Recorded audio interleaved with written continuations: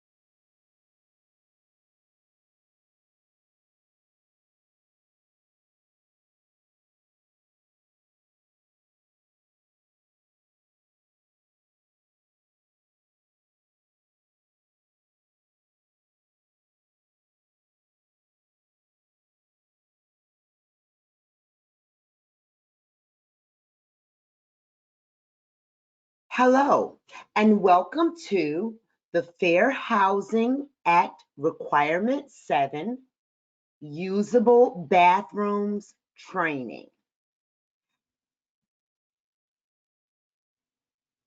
This training is approximately 90 minutes long. And to begin, let's discuss the platform, the GoToWebinar platform viewing screen.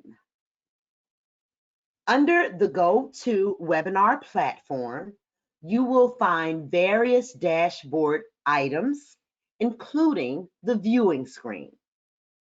At the top, it indicates whose screen you are viewing and provides options to zoom in or take screenshots of the displayed content. Please ensure the webcam function is disabled. The GoToWebinar dashboard and control panel. You can configure the dashboard to display the shared screen and the GoToWebinar control panel. Or if you have multiple screens, you can move the dashboard to a different window. The GoToWebinar control panel. GoToWebinar control panel is your hub for managing audio, reviewing attached handouts, and asking questions. Today, you will find 3 handouts in the handout section: the Fair Housing Accessibility Guidelines, the Fair Housing Act Design Manual, and the Participant Workbook. If you have a question, type it in the questions pod on the control panel. GoToWebinar knowledge check questions. We will conduct knowledge checks during the webinar, referred to as quick polls on the GoToWebinar platform. When a poll is launched, it will automatically appear. To respond, click the circle next to your selected answer and hit Submit at the bottom. GoToWebinar certificates. You must attend at least 45 minutes of today's training to receive an attendance certificate. You will not receive an attendance certificate if you attend for less than 45 minutes. Attendance certificates will be sent out tomorrow. A passing certificate is awarded if you pass the final quiz, which will be available at the end of today's presentation. The quiz was included in the reminder emails and will be sent 2 hours after the webinar ends. You can take the quiz at any time after the training, and passing certificates will be issued for scores of 80% or higher. Agenda, topics, and learning objectives. Today's agenda includes an introduction, topics, and learning objectives to help you understand the Fair Housing Act's Requirement 7, Usable Bathrooms. During this session, we will cover the following topics and learning objectives. The Terminal Learning Objective, or TLO, is to provided for bathrooms in FHA Requirement 7.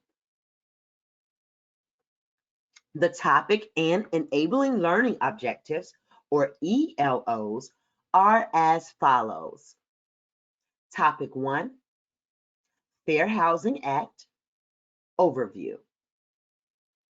ELO, identify the history and protections of the Fair Housing Act, also known as the FHA. Topic 2, FHA Requirement 7, usable bathrooms. ELO, identify the purpose and features of usable bathrooms and powder rooms. Topic 3, a closer look at usable bathrooms. ELO, recognize the clear floor space, or CFS, measurements and the design options for usable bathrooms under Requirement 7. Topic 4, clear floor space at toilets. ELO, identify the CFS required at toilets. Topic 5, clear floor space at lavatories. ELO, identify the clear floor space, or CFS, and knee space required at lavatories. Topic 6, clear floor space at bathtub shower units. ELO, identify the CFS necessary for accessible bathtub shower units. Topic 7, clear floor space at showers. ELO, identify the CFS specifications for showers. After we have wrapped topic 7, we will move into the live Q&A session. That will be followed by the knowledge check review, and then we will close, and you will be able to take the final quiz. As a note, this training relies on the provisions of the Fair Housing Act and its regulations, the Fair Housing Accessibility Guidelines, the American National Standards Institute, also known as ANSI, ANSI, A117.1, the 1986 version, and the FHA Design Manual for the guidance it provides about compliance with the technical design and construction requirements in the Act. And next we'll discuss really briefly our presenters. Today's presenters include Mr. Eric Contreras and myself, Crystal Nolan. Mr. Contreras has 20 years of experience performing accessibility consulting services, Americans with Disability Act, or ADA, compliance evaluations, implementation plan development, ADA corporate policy guidance and interpretation, ADA compliance reviews. During the live Q&A session, Mr. Contreras will answer your questions, which you can type in the questions pod. And I am Crystal Nolan. I have worked in education, media, and advocacy for over 20 years, and I am pleased to assist with today's training. Technical support and questions. Miss Corey Nolan, Miss Alexia Brown, and Mr. Michael Dyson will provide technical support today, and Miss Liz Dyson will organize your questions for the Q&A portion of today's presentation. The Fair Housing Accessibility First program offers a design and construction resource center known as the DCRC, which is available Monday through Friday from 8 a.m. to 5:30 p.m. Eastern. The DCRC provides comprehensive instructions, helpful online resources, technical guidance, and support information. You can reach the DCRC toll free at 888-341-7781, and that number is accessible by phone or teletypewriter, or you can reach the DCRC by email at fairhousingfirst@hud.gov. You can also subscribe via the website for updates from the Fair Housing Accessibility First program. And with that, we will move into our first topic, Fair Housing Act or FHA overview. FHA protections. More than 50 years ago, Congress passed the Fair Housing Act as part of the Civil Rights Act of 1968, prohibiting housing discrimination based on color, national origin, race, religion, and sex. Persistent public demand led to the 1988 amendment, which extended housing discrimination protections to include disability. This change ensured equal access to housing for people with disabilities, their households, and those associated with them.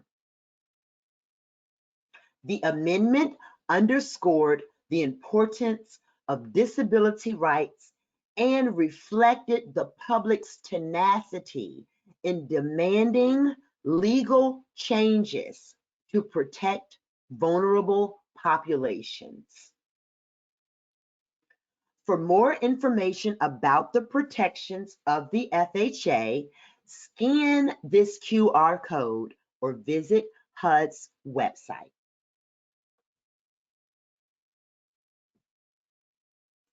FHA safe harbors. A safe harbor is an objective code, guideline, or standard that building professionals can follow to ensure that multifamily developments are inclusive for everyone, including people with disabilities. The FHA ensures that homes and apartments are accessible.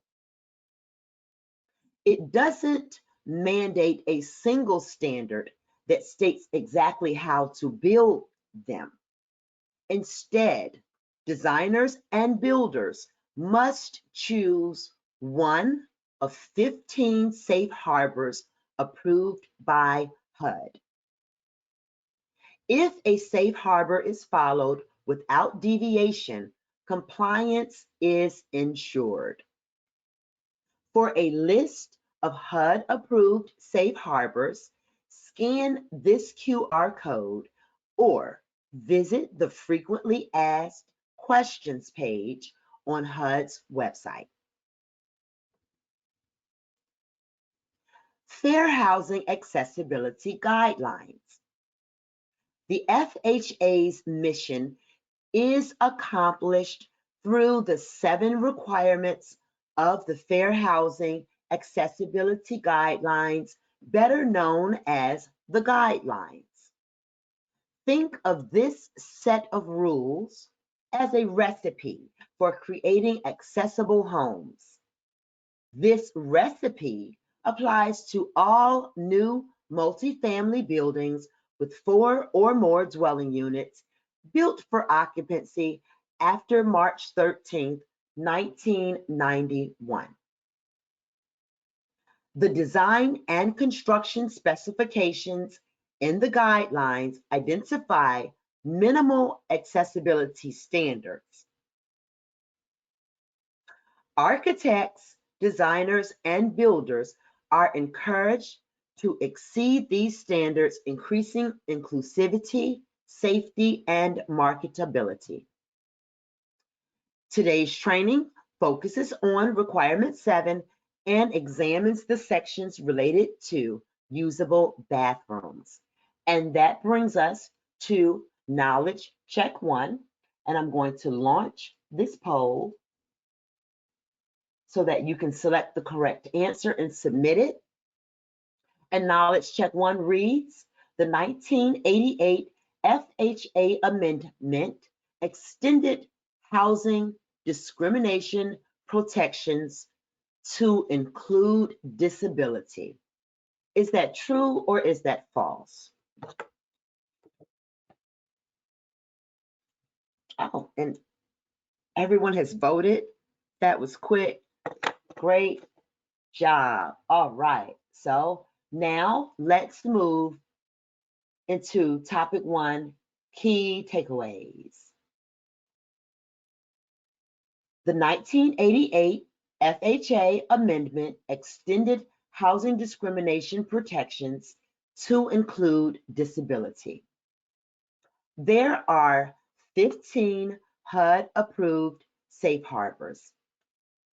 The 7 requirements of the guidelines apply to all new multifamily buildings with 4 or more dwelling units built for occupancy after March 13, 1991.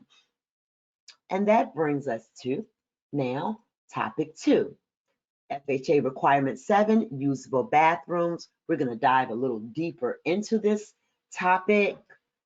And let's start by discussing the guidelines again.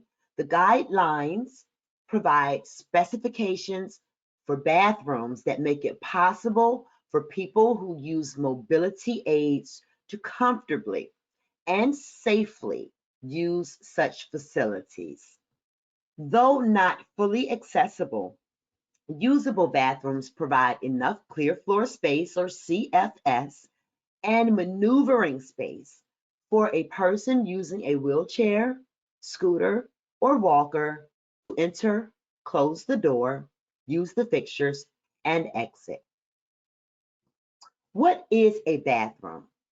A bathroom is a room with a water closet, a toilet, a lavatory, also known as a sink, and a bathtub or shower. It does not include single fixture facilities like a powder room or a half bath. A compartmented bathroom is one in which the fixtures are distributed among interconnected rooms. It is considered a single unit and is subject to the Act's bathroom requirement. So again, if you have a compartmented bathroom that is distributed among interconnected rooms, that is considered one bathroom, and it is subject to the FHA requirements. Now, has only a water closet, the toilet, and a lavatory or a sink. Bathrooms designed to comply with the guidelines should be similar in appearance to conventional bathrooms that are typically seen in multifamily housing. The specifications in the guidelines for bathrooms do not provide full accessibility. For instance, the guidelines do not require a 60-inch turning space in bathrooms or clear floor space under lavatories. However, the minimum specifications in the guidelines provide a basic level of accessibility. Usable bathrooms. Usable bathrooms must include 1, an accessible route to and into the bathroom with a nominal 32-inch clear door opening. This addresses requirements 3 and 4. A usable bathroom must include switches, outlets, and controls in accessible locations. That's requirement 5. A usable bathroom requires reinforced walls to allow for the later installation of grab bars around the toilet, the tub, and the shower stall. And under certain conditions, provisions for reinforcing must be made in shower stalls to permit the installation of a wall-hung bench seat.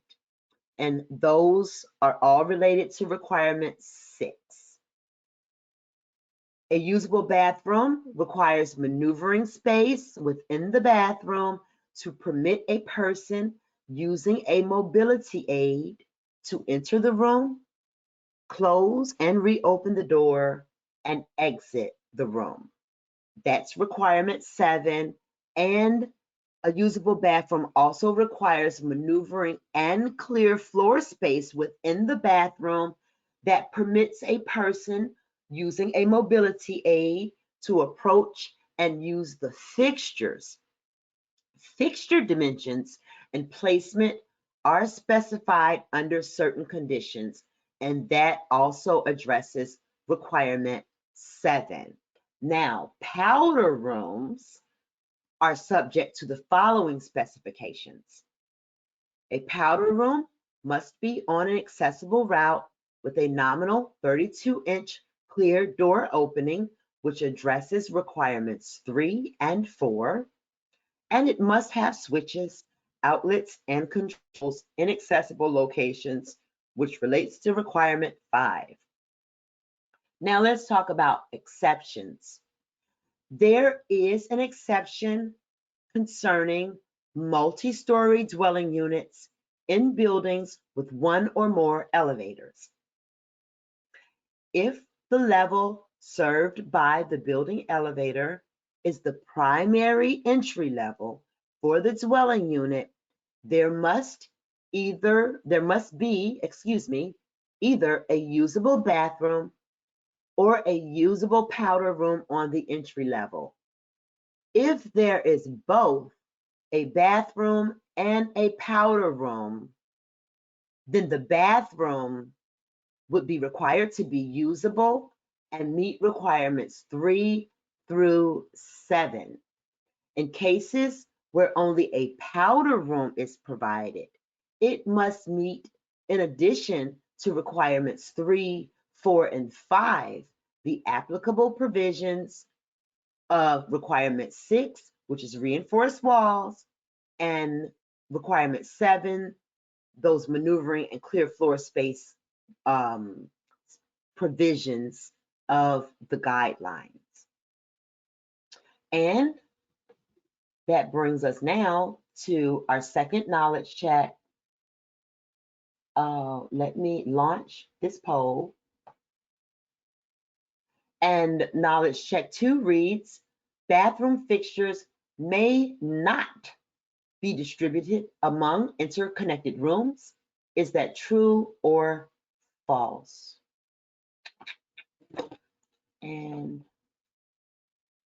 see, those responses are coming in. Give a few more seconds.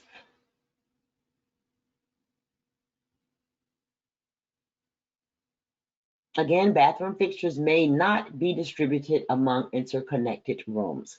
Okay, it looks like we have everyone's submission. I'm going to close this poll, and now we will move along to our key takeaways for topic 2. Bathroom fixtures may be distributed among interconnected rooms, but are considered a bathing room and must meet the requirements. Usable bathrooms provide maneuvering space for a person using a wheelchair, scooter, or walker to enter, close the door, use the fixtures, and exit. Usable bathrooms must meet requirements 3, 4, 5, 6, and 7, while powder rooms must meet requirements 3, 4, and 5.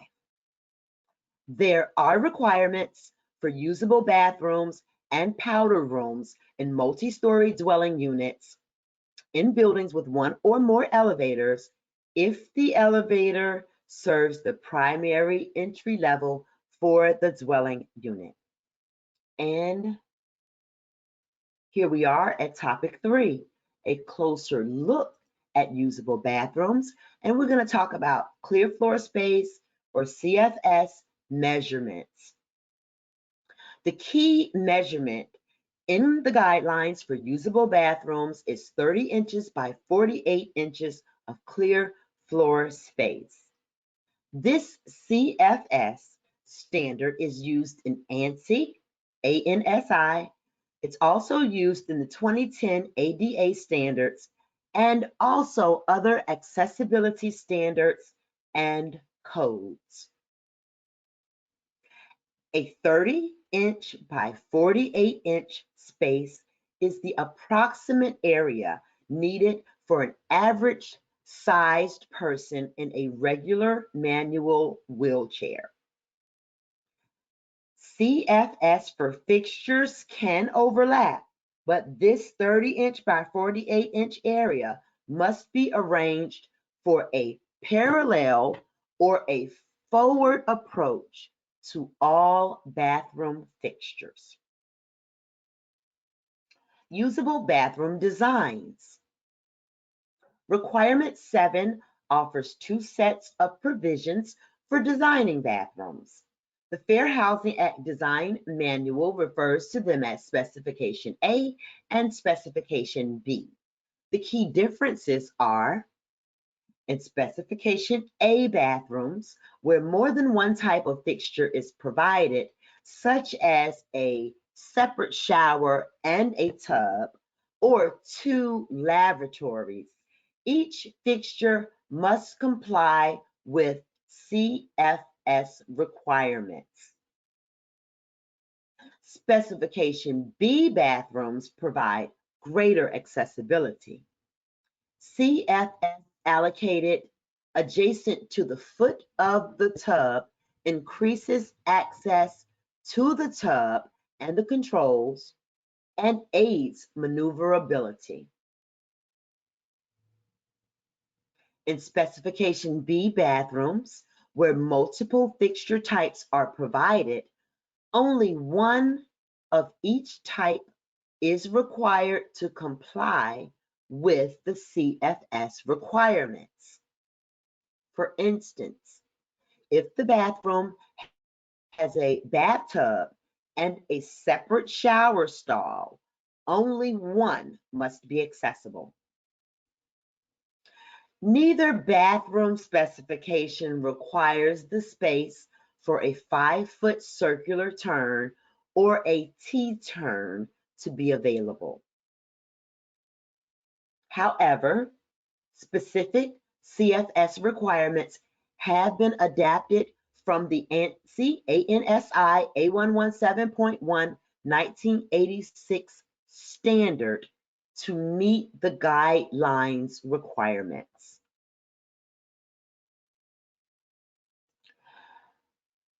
The number of usable bathrooms in a dwelling unit. Dwelling units with one bathroom can be designed to meet either Specification A or Specification B requirements.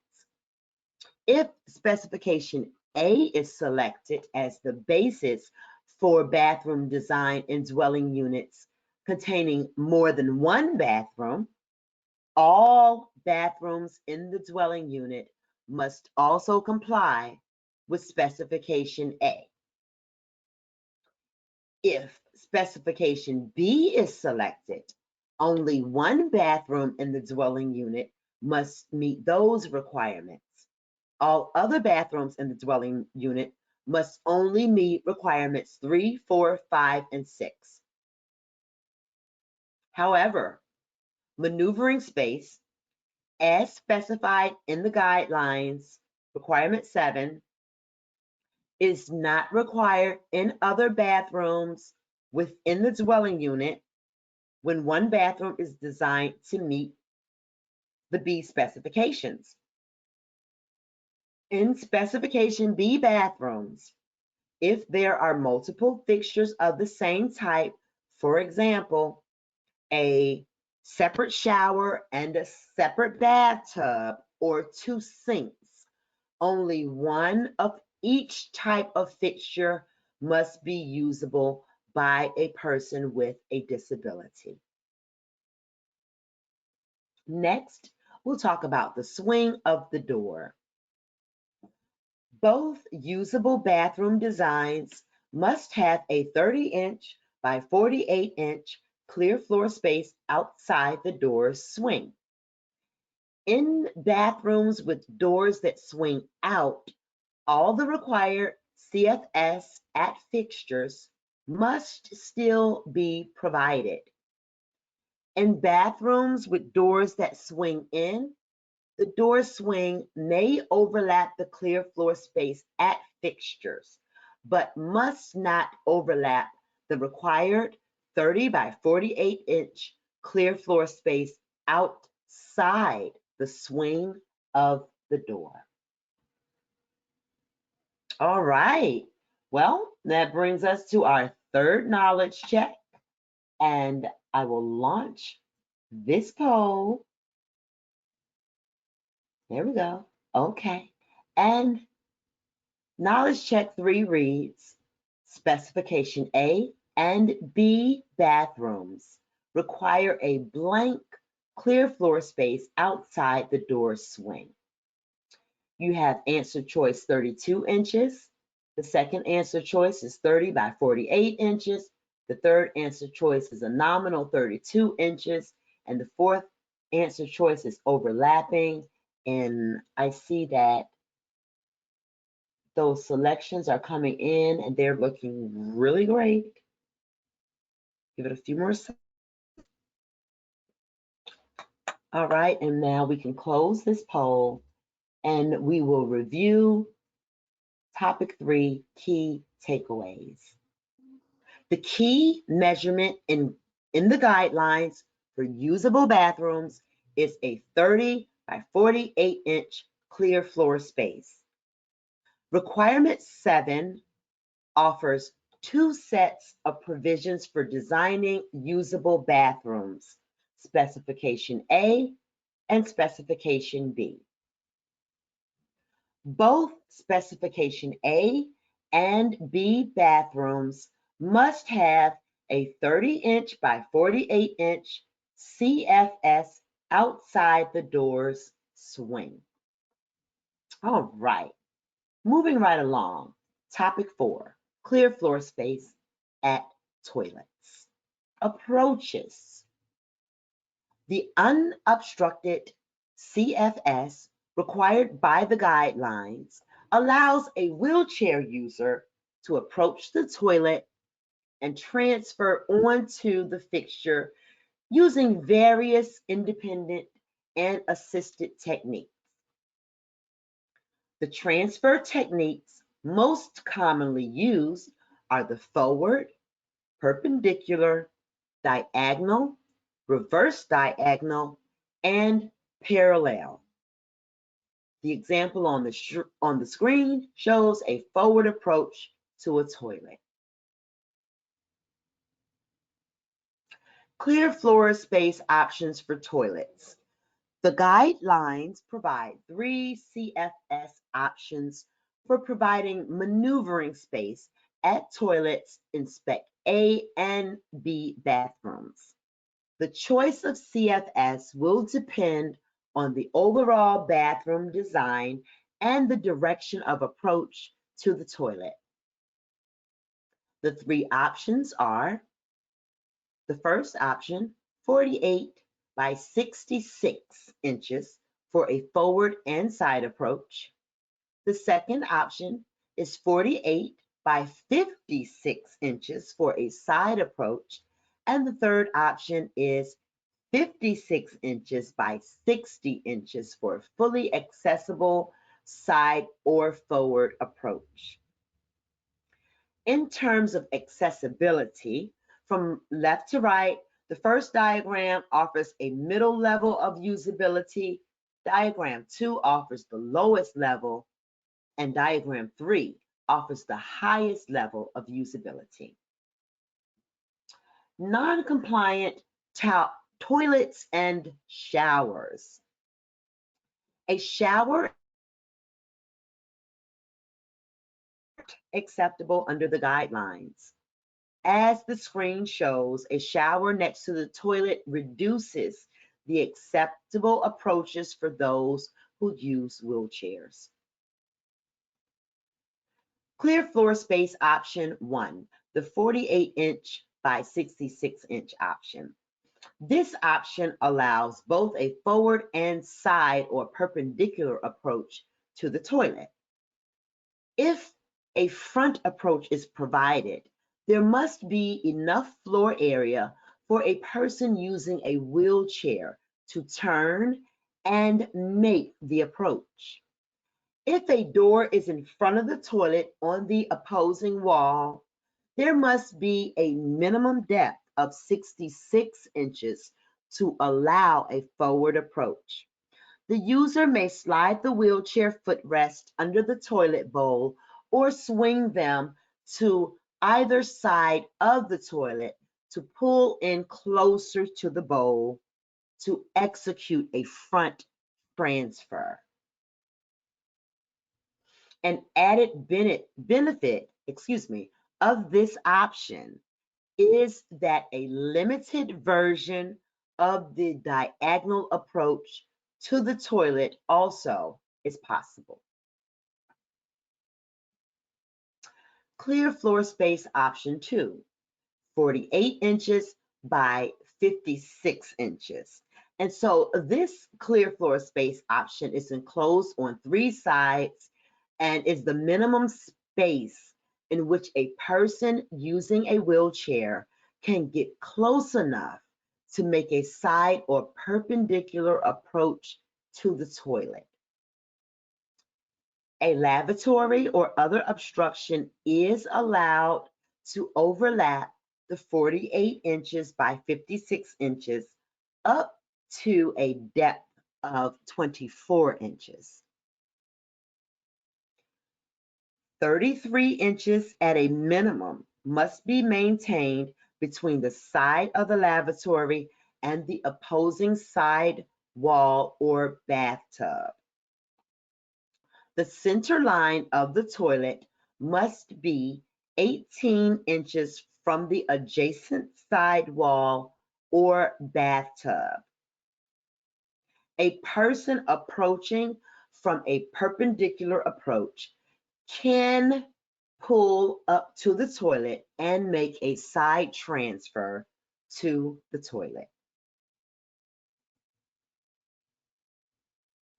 And next we will talk about the third option. This is the most accessible of the clear floor spaces specified in the guidelines. The CFS adjacent to the toilet must be clear of any obstructions and must allow sufficient space for an assisted transfer. Its shape and size permit a large variety of transfer options to be assumed by someone using a wheelchair or scooter. However, a forward approach is not possible unless the depth of the space is increased to 66 inches. And that brings us to our fourth knowledge check. I'm going to launch this poll so that you can submit the correct answer. Knowledge check 4 reads, the blank option has the most accessible clear floor space for usable bathrooms. first choice is the 48 by 66 inch. The second choice is the 48 by 56 inch. And the third choice is the 60 inch by 56 inch. You can make your selection and submit that.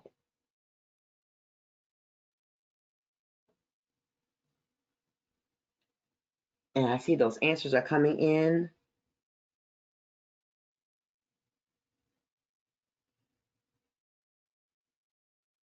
And we'll give a couple of seconds.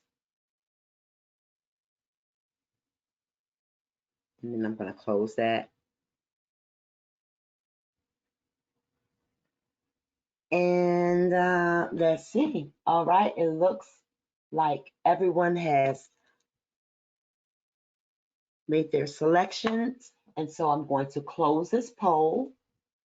And we're going to review topic 4.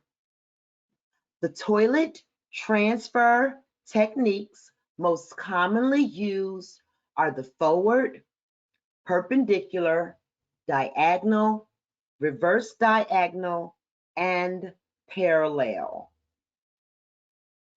A shower installed adjacent to the toilet is not acceptable under the guidelines. The 3 CFS options at toilets are 48 by 66 for a forward and side approach, 48 by 56 for a side approach, and 60 by 56 for a fully accessible side or forward approach. The 60 by 56 inch option has the most accessible clear floor space for usable bathrooms. All right. And so now we're at topic 5, clear floor space at lavatories.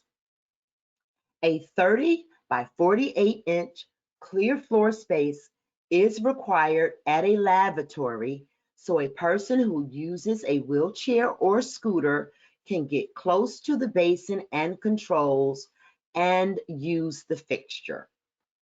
Both bathroom designs allow the 30-inch by 48-inch clear floor space to be positioned for a forward approach to a lavatory if knee space is provided. When knee space is not provided, the 30 by 48-inch clear floor space must be parallel to the centered on the basin. Okay, I see we're having a caption issue. Let me consult with my team really quickly to see what we can do about that.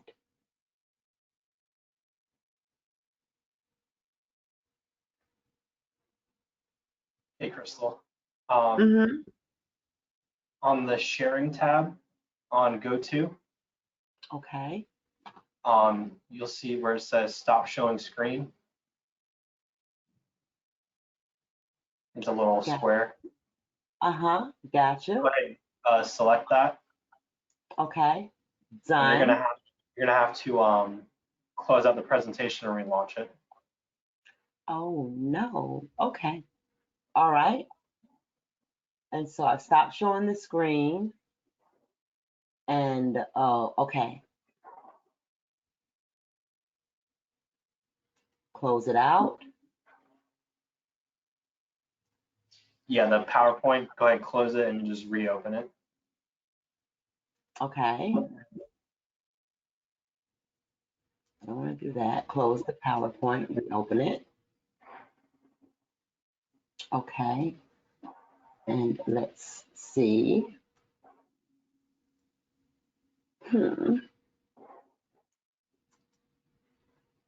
Okay. I think we're back on. It says it's listening. Yay. Okay. And then just share your screen again. Let me share my screen again. All right, can you see everything fine on your side, Michael? Yes, you're good, Crystal. Wonderful, thank you. Okay, all right, thank you all for your patience with that technical issue. And so we're here on slide 42 still. We're talking about the CFS at laboratories. Now we're going to move, we're going to talk about the knee space. So if permanent knee space is not desired, an alternative is to provide an adaptable cabinet. If an adaptable cabinet is provided, floor finishes must extend under it. The ends of adjacent cabinets must be finished, and the walls under the sink must be finished. All right, moving right on.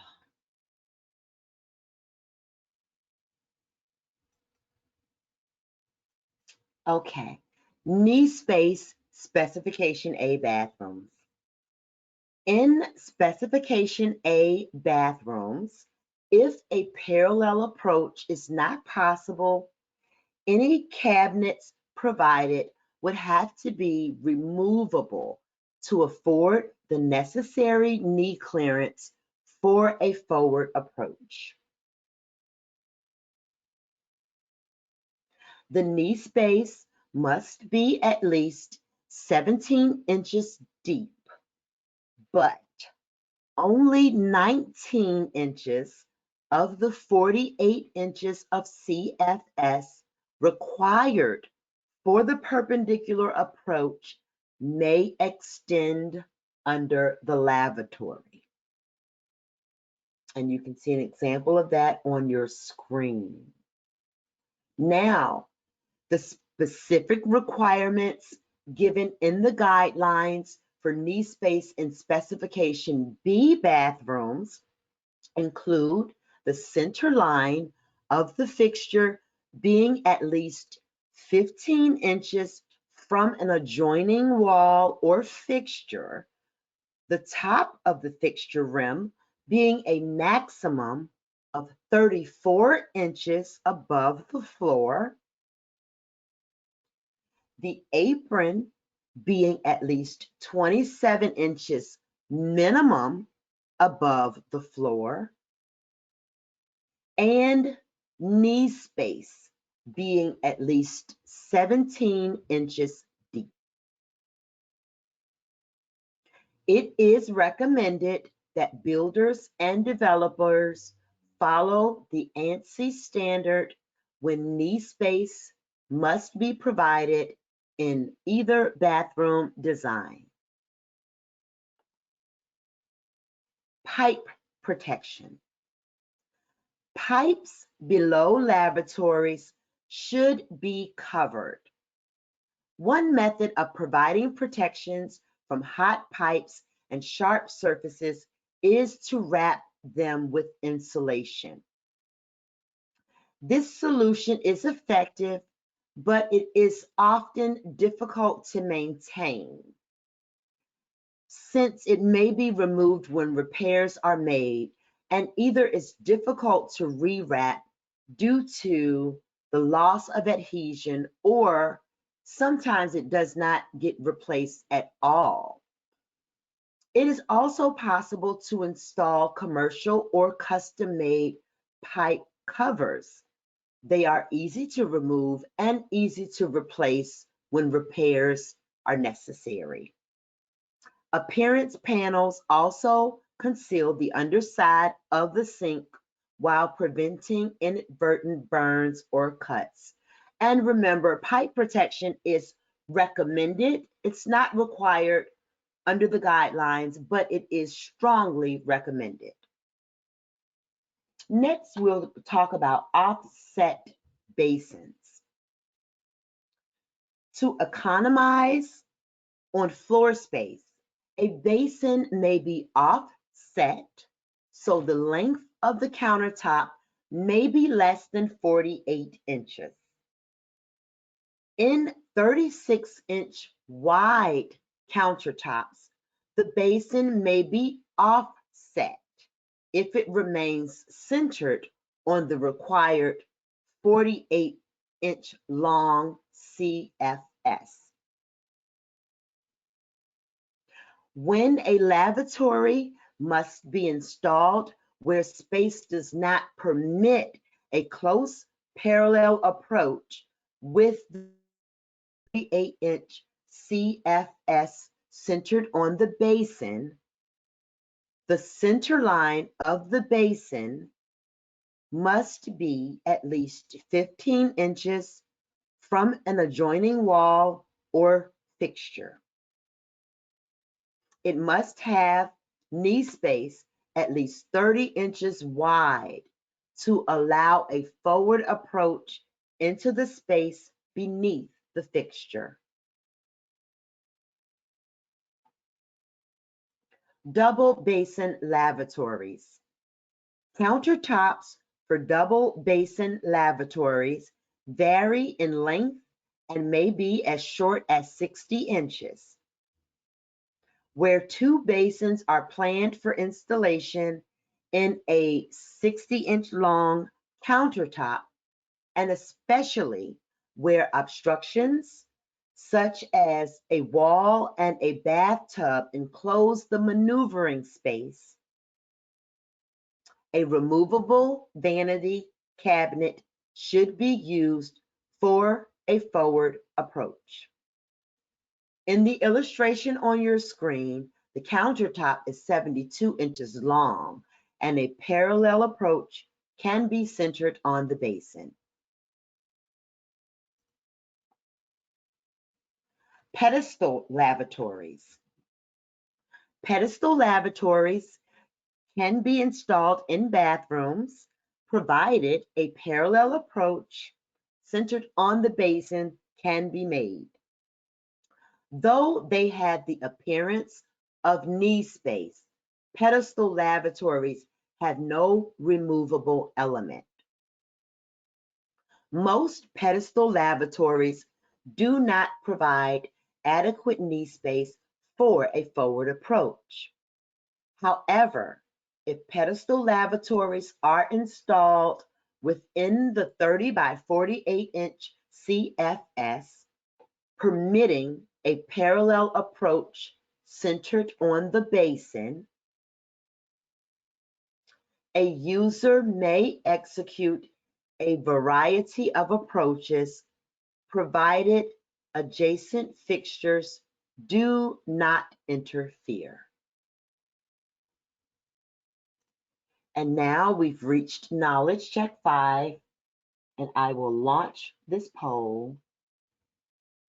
Knowledge Check 5 reads, double basin lavatories may require a removable blank to meet CFS requirements. Your first choice is drawer, second choice vanity cabinet, and third choice is threshold. And it looks like just about everyone has made their selection. And so I'm going to close this poll. And let's review topic 5, key takeaways. Both bathroom designs allow the 30 by 48-inch CFS to be positioned for a forward approach to a lavatory if knee space is provided. When knee space is not provided, the 30 by 48-inch CFS must be parallel to the cabinet or counter front and centered on the basin. In both specification A and B bathrooms, if a parallel approach is not possible within the space, knee space must be provided. Knee space in specification B bathrooms includes several essential elements. It is recommended that pipes below lavatories be covered to prevent inadvertent burns or cuts. An offset basin may be used depending on the length of the countertop and the type of approach used. Double basin lavatories vary in length, and if walls or a tub obstruct the maneuvering space, a removable vanity cabinet should be used.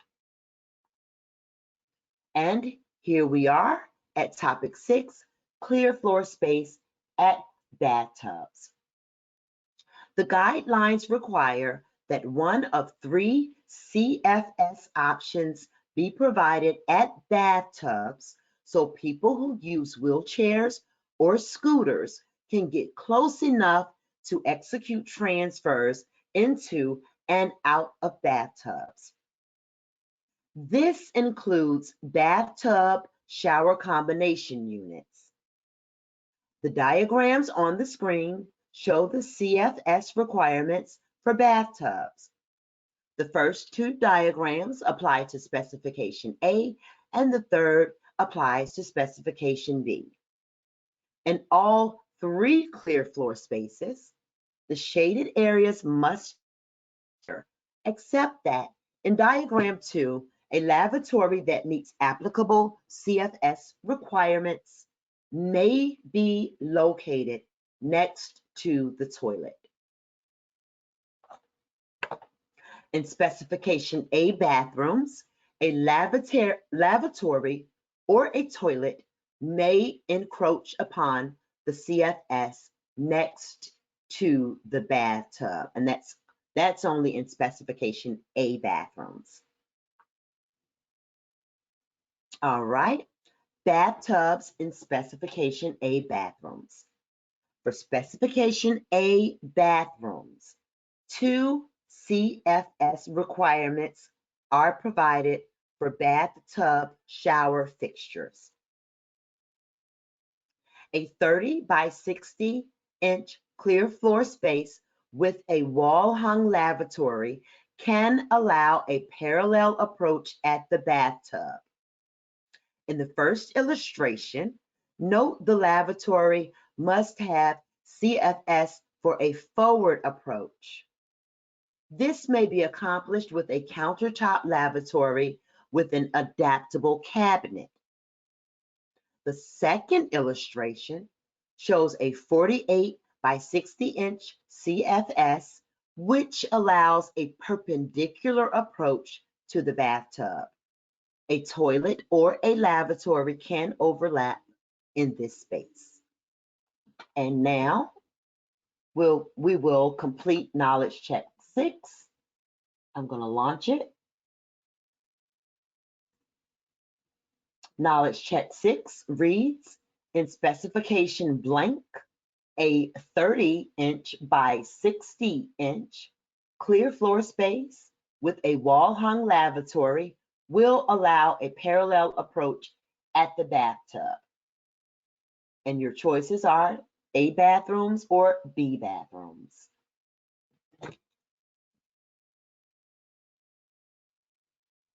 All right. Okay. And we have all the selections in. Wonderful. I'll close this poll and we will advance to bathtubs in specification B bathrooms.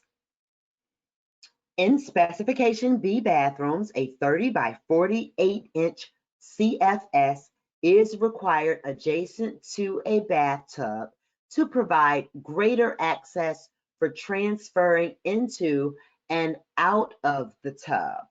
The tub controls must be on the wall at the foot of the bathtub, and the edge of the CFS should be flush with the control wall surface.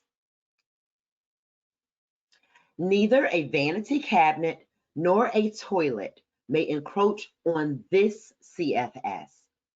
However, a wall-hung lavatory with a depth of 17 inches to 19 inches and with knee space below is the only fixture that may overlap the CFS at bathtubs in specification B bathrooms.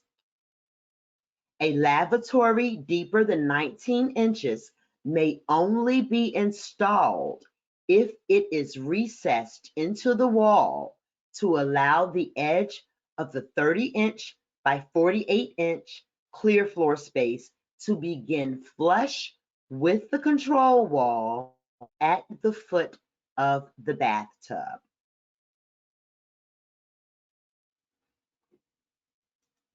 And that brings us to knowledge check 7.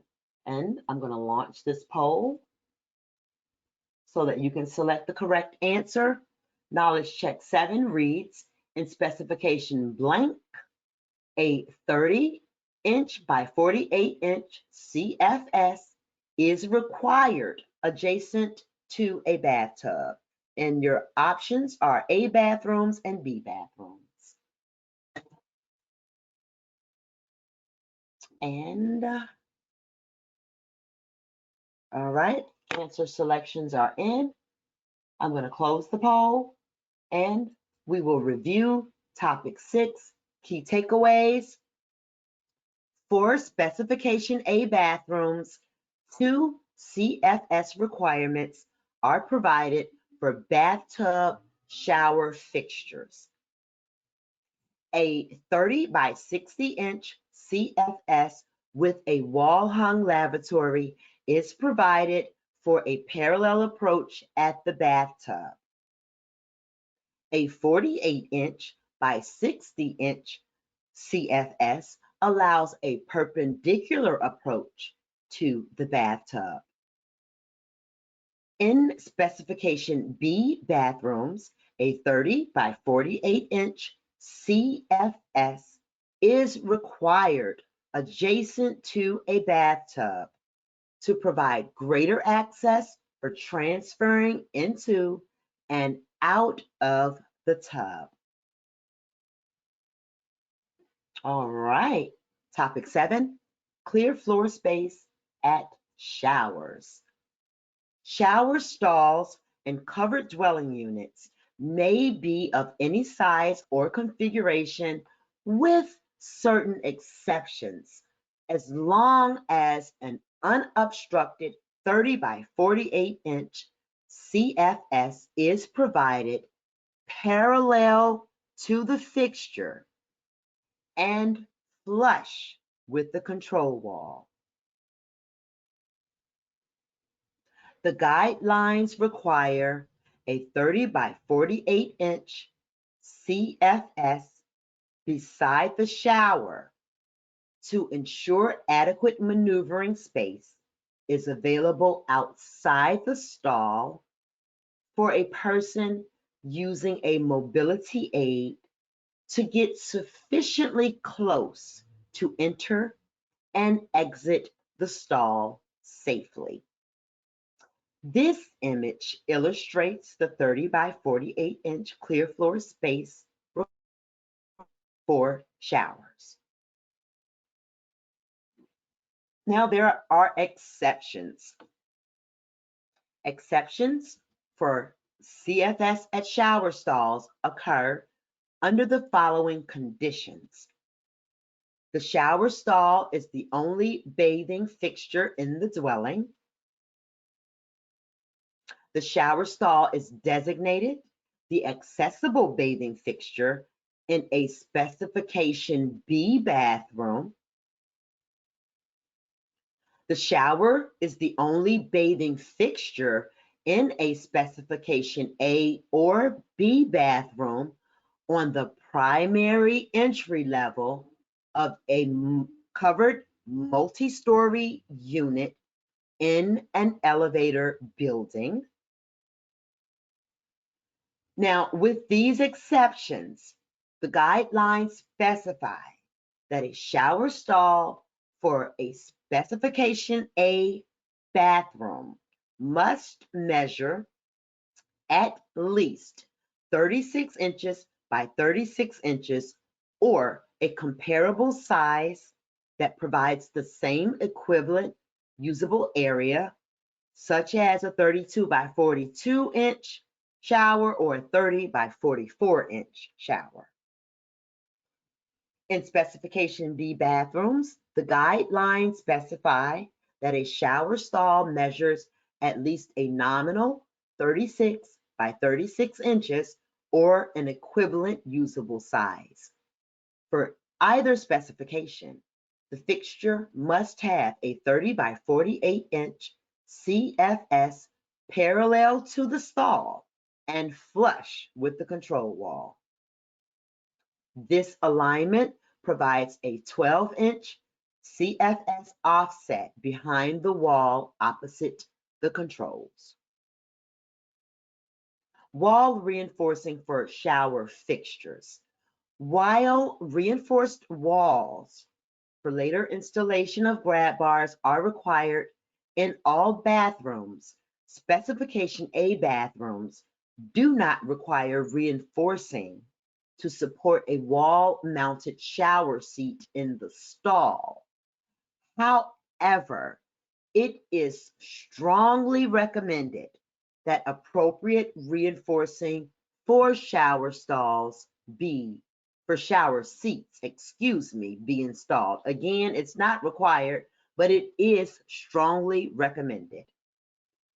In Specification B bathrooms, however, in addition to the reinforcing required for grab bars, the shower stall must have reinforcing to allow for the later installation of an optional wall-mounted seat in a stall measuring a nominal 36 inches square. The image on the left shows the required reinforcing installed between 32 and 38 inches above the floor. It is recommended that this reinforcing be enlarged so the bottom edge is 30 inches above the floor.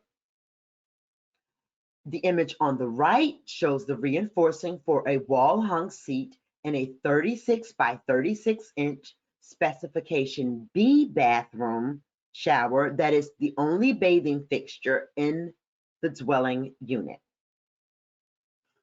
Notice the reinforced area on the wall opposite the controls that must run the entire stall width, starting at the floor to a minimum height of 24 inches. And we have arrived at knowledge check 8. I'm going to launch it, and now you can select your answer. Knowledge check 8 reads, in A and B bathrooms, a shower stall will comply if the interior of the stall compartment measures at least blank. First answer option is 31 5/87 inch by 31 5/87 inch. The second option is 36 inches by 36 inches nominal. And the third answer choice is 32 inches times 35 inches. And I see that most people have made their selection. And so I can close this poll. And we'll talk about transfer showers. The 36 by 36 inch transfer shower with a low curb and L-shaped seat is a versatile and successful bathing fixture. If a seat is installed that can be folded up against the wall, an ambulatory user can also stand in the shower. This illustration shows the primary features found in a transfer shower.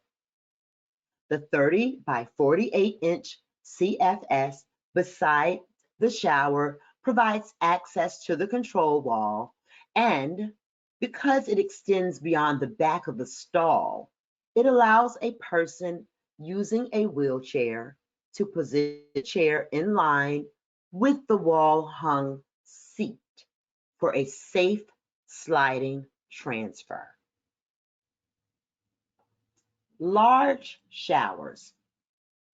Reinforcing for a shower seat is not required in stalls of larger sizes. For example, a 32-inch by 60-inch shower, because the stall is too long for the user to reach the controls from a seat at the opposite end of the stall. However, it is recommended that reinforcing be installed in stalls of different configurations and that thought be given to placing controls within reach of a potential seat and from the outside of the stall. And the having the reach accessible from the outside of the stall is because no one wants to get in the stall without adjusting the water and making sure that it's comfortable and safe to enter. Okay, so now we find ourselves at knowledge check 9, yay. And I'm gonna launch this poll. And you all are gonna put in the correct answers. I just know it. And knowledge check 9 reads, a 36-inch by 36-inch transfer shower may include a blank and an L-shaped seat. And your first answer choice is a low curve, and the second answer choice is a grab bar. Okay, and those answers are coming in. Oops, excuse me. Excuse me. A few more seconds, and then we're going to close this poll. Okay, looks like we have all the submissions in. And now we're going to talk about clear floor space at glass shower stalls.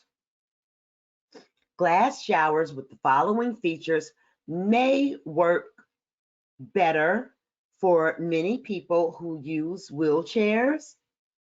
Notice the image shows the controls are located where the user can reach them from outside of the stall, an optional freestanding bench within the reach of the controls, a 1/2 inch maximum threshold, beveled at 1 to 2, a pedestal or countertop lavatory that allows the user to pull up close to the shower and reach the controls, and CFS that extends under the lavatory 12 inches. You may ask, can fixtures overlap at showers? No fixture may overlap the CFS at showers when the shower is only 36 inches long. However, if a shower is 42 inches long and a lavatory is mounted on the control wall beside the shower, it may overlap the clear floor space by 6 inches. The portion of the lavatory that overlaps the CFS must have knee space below or a removable vanity cabinet. 36 inches of the stall must always remain clear for maneuvering and transfers. This criterion ensures that sufficient space to make a transfer is available if a wall-mounted transfer seat or a freestanding shower bench is placed in the shower. And now we have arrived at knowledge check 10. I'm going to launch this poll.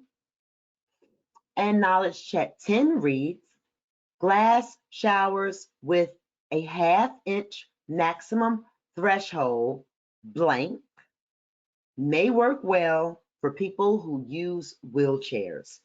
And your first answer choice is beveled at 1 to 2. And your second answer choice is beveled at 3 to 5. And All right, looks like everyone has submitted their answers to that question.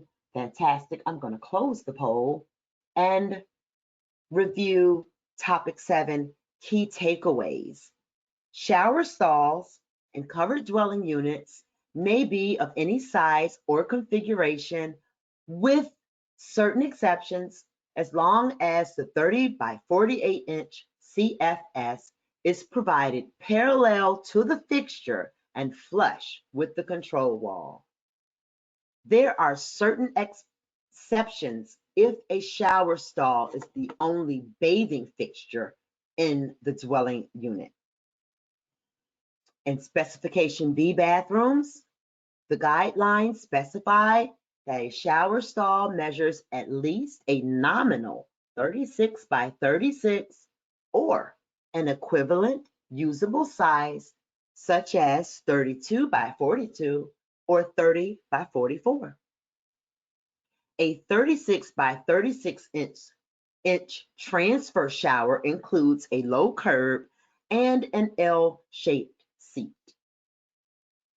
Glass showers with controls that can be reached outside the stall, a freestanding bench, a ½ inch maximum threshold beveled at 1 to 2, with a pedestal lavatory or a countertop with knee space with CFS that extends 12 inches under the lavatory may work better for people who use wheelchairs. The guidelines state that no fixture may overlap the CFS at showers when the shower is only 36 inches long. All right, so that brings us to our live Q&A session. And Mr. Contreras is going to answer the questions that have come in during today's session. And Mr. Contreras, our first question is, since the dimensions for a shower are taken at the center line of the enclosed halfway up, can I use a shower enclosure with curved inside corners so long as the curved portion does not interfere with the area needed for a grab bar? Eric, I'm going to pass that to you.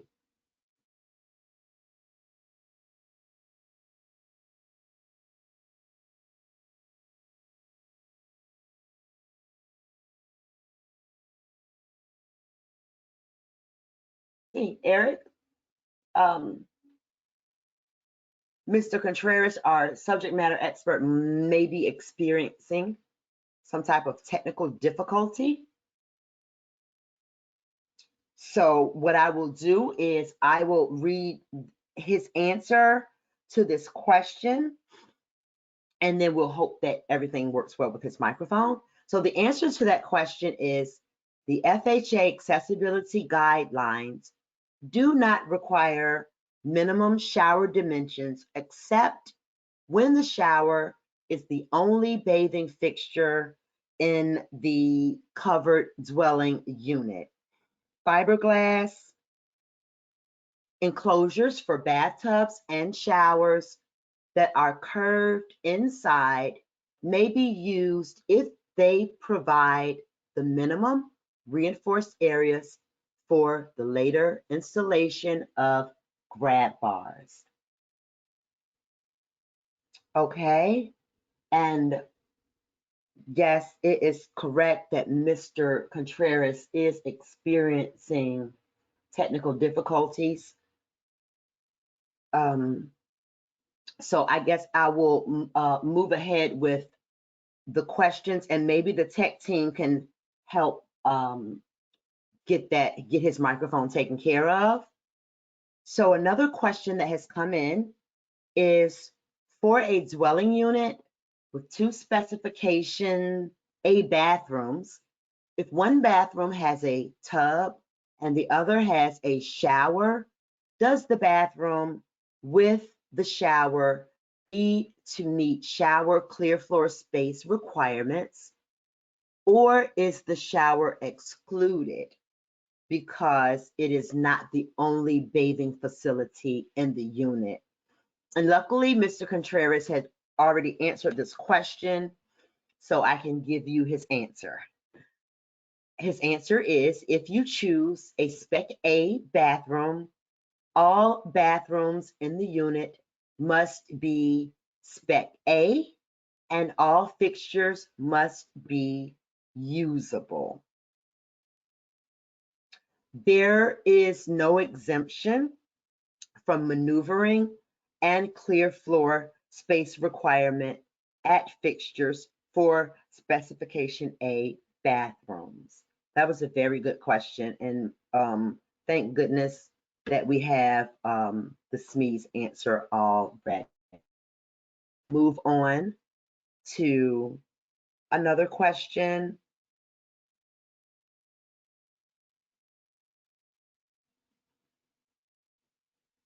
Okay, why is a shower adjacent to a toilet not acceptable if there is still proper approach clearance? And the answer to that question is the Fair Housing Accessibility Guidelines require that the clear floor space for the toilet be at least 48 inches long, 48 inches wide and 56 inches deep. And the lavatory or a wing wall is allowed to be mounted at 33 inches from the opposite side wall, as long as it does not extend more than 24 inches into the clear floor space. If a shower is placed adjacent to the toilet, it will encroach more than 24 inches into the clear floor space. That is why it is not allowed next to the toilet. The only alternative to place the shower would be to recess the shower so it does not encroach more than 24 inches into the toilet clear floor space, so the proper clearances and approach are provided. And I see that we're still trying to get Mr. Contreras in the system. And I'll continue. I'll go to the next question in the meantime, and I'm crossing my fingers that he can join us. How do you measure the shower minimum dimensions?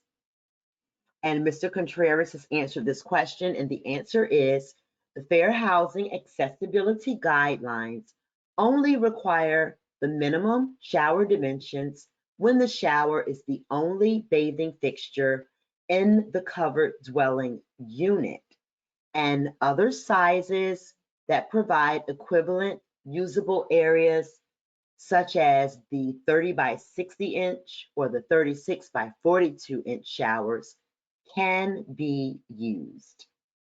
The Fair Housing Accessibility Guidelines does not outline how to measure the shower.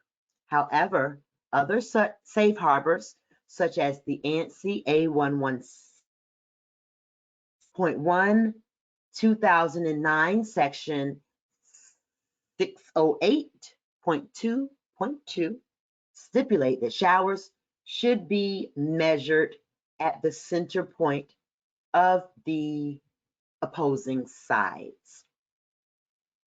Okay, and I believe we have time for a few more questions. We have a question that asks, in a Spec B bathroom, is a 34 by 48 inch shower stall allowed? If yes, does this design require blocking for a shower seat? And the answer is yes. Alternative shower dimensions that provide an equivalent usable area are allowed in Specification B bathrooms.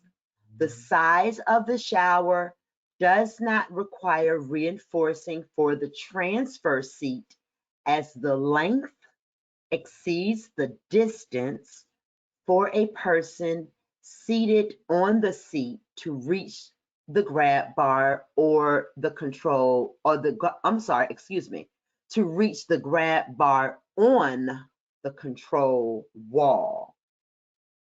Okay. Next question. Is a 30-inch by 72-inch roll-in shower stall acceptable in lieu of a 36 by 36-inch transferable shower? And the answer is yes. Alternative shower dimensions that provide an equivalent usable area are allowed in Specification B bathrooms. And I think we have time for one more question. And let's see, many times I see a tub or shower glass enclosure with a door less than 32 inches. Is it acceptable for the builder to remove the glass enclosure in the future in order to comply with the FHA? And the answer is inside of covered dwelling units, shower or bathtub doors are not regulated by the FHA in the same way as usable and accessible doors under Requirement 3. Understood that a shower door can be removed. Therefore, Therefore, there is a good amount of freedom in what kind of shower door can be used and what changes a resident can make to their shower for their own disability needs. And that's going to wrap up our Q&A. That's going to wrap up our Q&A portion of the training. Again, we apologize for the technical difficulty. However, we do want to thank the attendees for those very pertinent questions. And we do want to thank our subject matter expert, Mr. Eric Contreras, for providing those answers to us, even though I had to read them. So with that being said, let's review the knowledge checks. And all right, let's get realigned here. Okay. Knowledge check 1. The correct answer is true that the 1988 FHA amendment extended housing discrimination protections to include disability. That was true. And guess what? Everyone got that right. Oh, I love it when that happens. Excellent. All right. Knowledge check 2. Bathroom fixtures may not be distributed among interconnected rooms. The answer is false, and 77% of you got that correct. Didn't stump you on that one. Great job. All right. Knowledge check 3. Specification A and B bathrooms require a 30 by 48-inch clear floor space outside the door swing, and 94% of you got that right. I love that. Knowledge check 4. The 60 by 56-inch, that's the correct answer, option, has the most accessible clear floor space for usable bathrooms. Again, that's that 60 by 56 inch option. And 87% of you got that right. That is fantastic. I love that too. All right, knowledge check 5. Double basin lavatories may require a removable vanity cabinet to meet CFS requirements. 92%. Uh-oh, we lost again. Okay, thank you. Please come back, computer. All right. Knowledge check 6. In specification A bathrooms, a 30 by 60 inch CFS with a wall hung lavatory will allow a parallel approach at the bathtubs. A bathrooms, or specification A bathrooms, is the correct answer, and 86% of you got that correct. Wonderful. Knowledge check 7. In specification B bathrooms, a 30 by 48 inch CFS is required adjacent to the tub. Again, the correct answer is B, and 88% of you got that correct. That is wonderful. And knowledge check 8. In A and B bathrooms,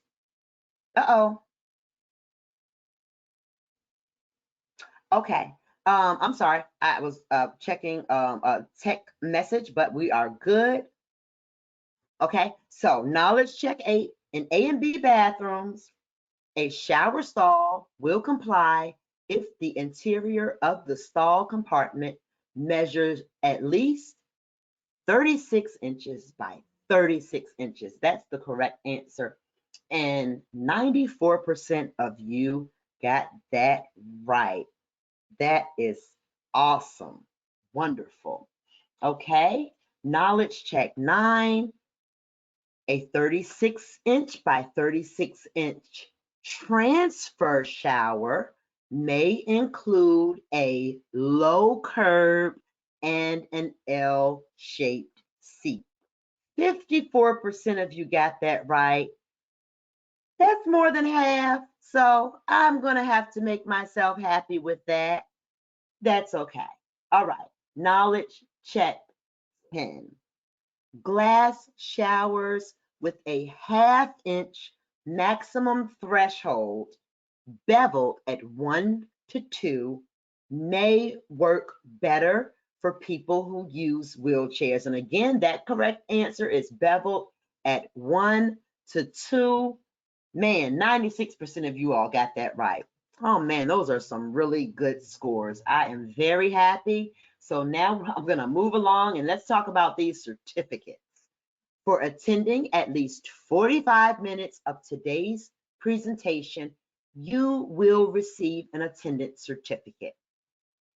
If you attended for less than 45 minutes, you will not receive an attendance certificate. The attendance certificate will be sent to you on tomorrow. If you do not receive the attendance certificate by Thursday morning, please check your junk or spam email. If it's not there, email us. Let us know. We'll make sure that we send you one. And you can email us at fairhousingfirst@hud.gov. Now, if you take the final quiz and pass the quiz, which I'm sure you will receive a passing certificate.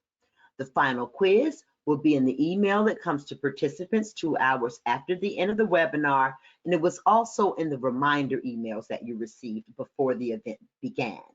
Quizzes may be taken at any time following this training event, and certificates of passing are automatically issued when a passing score of 80% or higher is achieved. Now, if you don't receive your passing certificate by Friday evening, check your junk mail, check the spam file. If it's not there, email us at fairhousingfirst@hud.gov, and we'll make sure that you get it. Now, training evaluation. At the end of this training, there is a training event survey for you to complete. We appreciate your responses and your support in improving our training products. And lastly, but certainly not least, contact.